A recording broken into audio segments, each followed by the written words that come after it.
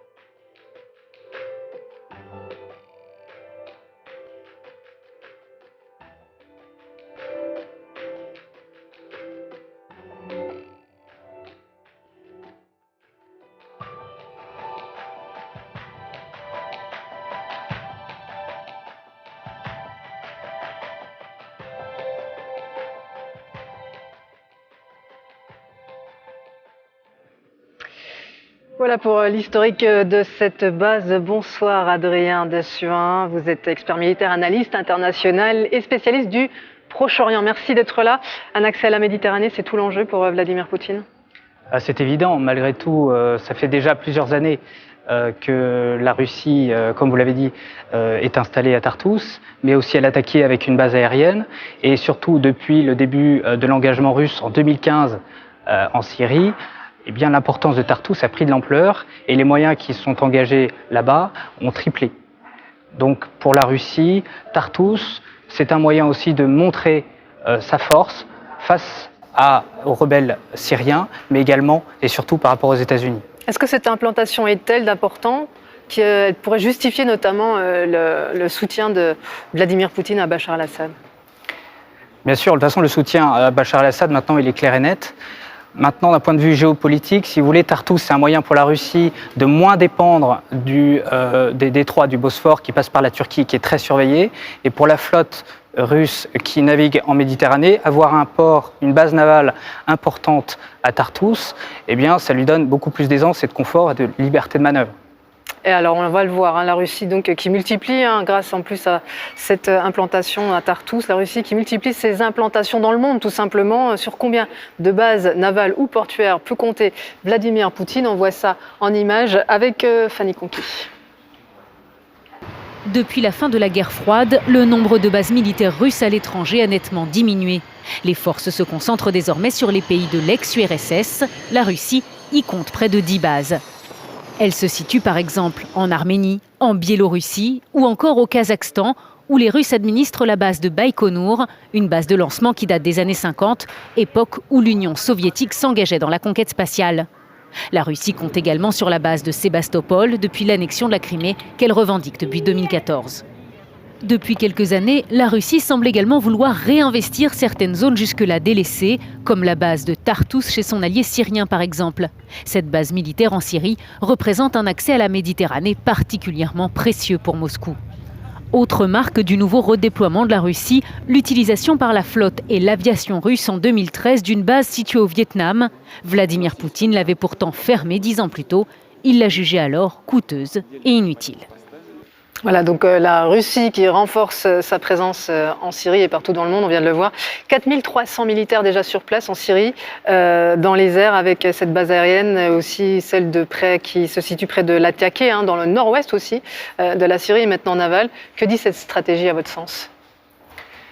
Eh bien, il faut voir donc déjà dans le contexte du conflit syrien l'importance que ça peut avoir, puisque une base navale, si vous voulez, c'est beaucoup moins coûteux que des ponts aériens en termes de renfort logistique, donc pour faire venir des troupes, des matériels.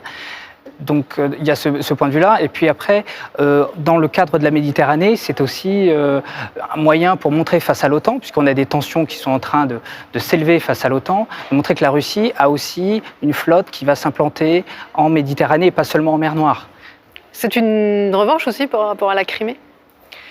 Eh bien, la Crimée, pour la Russie, c'est considéré comme une victoire. Donc là, ce serait plutôt une deuxième victoire pour la Russie, de dire voilà, la Russie est de retour, Russia is back, si on pourrait dire.